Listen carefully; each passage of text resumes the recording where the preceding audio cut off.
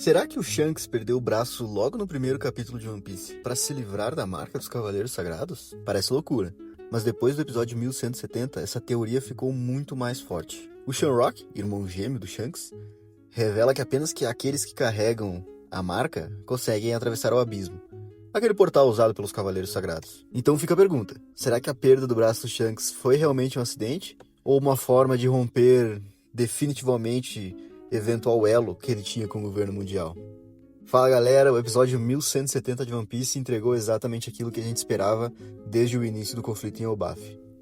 E sinceramente, o nível de ameaça que está sendo construído aqui é assustador. Primeiro precisamos falar do Scopper Gaban. Toda aquela imagem de um velho tranquilo era basicamente um disfarce. Bastou o Luffy tentar pegar a chave que a diferença de nível apareceu. O Gaban testou o bando e ainda deixou claro que ele está escondendo a sua verdadeira identidade. Quando o Rodo quase revela quem ele era, ele interrompeu imediatamente. Ou seja, existe um motivo para que o legado da tripulação do Roger ele permaneça em silêncio.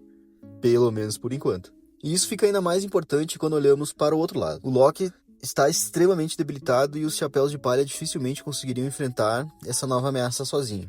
Tudo indica que o Gaban ele possa assumir um papel decisivo na batalha que está apenas começando. Mas o que realmente muda o jogo é a chegada de dois novos Cavaleiros Sagrados. Ganko e Shamrock convocam dois reforços de peso, Sommers e Killingham. Pela primeira vez, vemos essa força de elite do governo mundial praticamente reunida para executar uma única missão. Só que o interessante não é a força deles, é a estratégia. Eles entendem que enfrentar os gigantes numa guerra seria caro e demorado. Então eles escolhem outro caminho, sequestrar as crianças de Elbaf. Percebe como isso muda completamente o conflito? O objetivo já não é vencer os gigantes pela força, e sim quebrar a capacidade deles de reagir. É transformar a proteção dos filhos num instrumento de submissão. E é aí que eu jogo a pergunta pra ti, Cassiano. A gente tá acostumado a ver o governo mundial impondo o poder pela destruição, como Buster Call.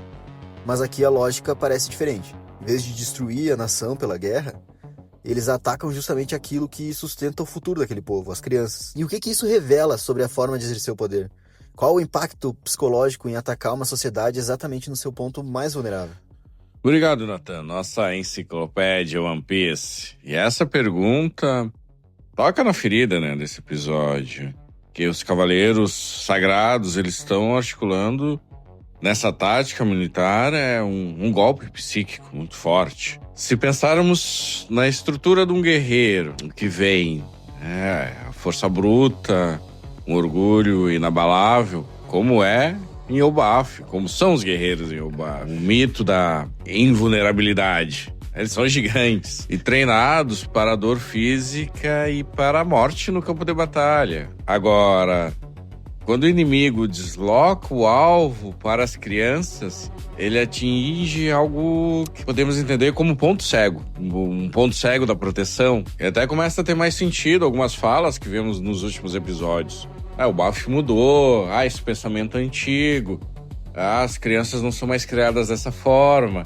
Então, de certa forma, tem uma segurança muito grande em torno disso. E o governo mundial sabe muito bem disso. E isso vira um alvo, no ponto fraco da Elbaf. As crianças representam o futuro, continuidade, mas também o sintoma da vulnerabilidade, isso em qualquer comunidade. Ao sequestrar esses pequenos, você atinge o psiquismo. Temos aí o desamparo. E eu explico, você retira a capacidade de reação lógica e coloca, no caso aqui os gigantes, num estado de paralisia, mas uma paralisia emocional.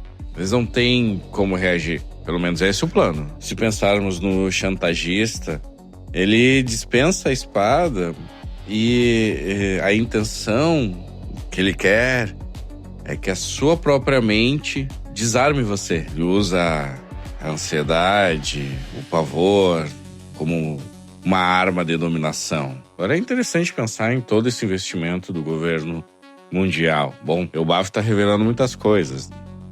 Enfim, aparentemente tinha todo o investimento em Loki, mas ele foi dispensado. E o foco foi para algo muito maior. Vamos ver o que ainda vai ser revelado. E temos o contraponto, O Luffy, os Chapéus de Palha. Eles operam numa lógica totalmente diferente, que é baseada no afeto, no impulso, na liberdade. Será que eles vão conseguir quebrar essa paralisia, esse plano do governo mundial? Vamos esperar o que vai acontecer.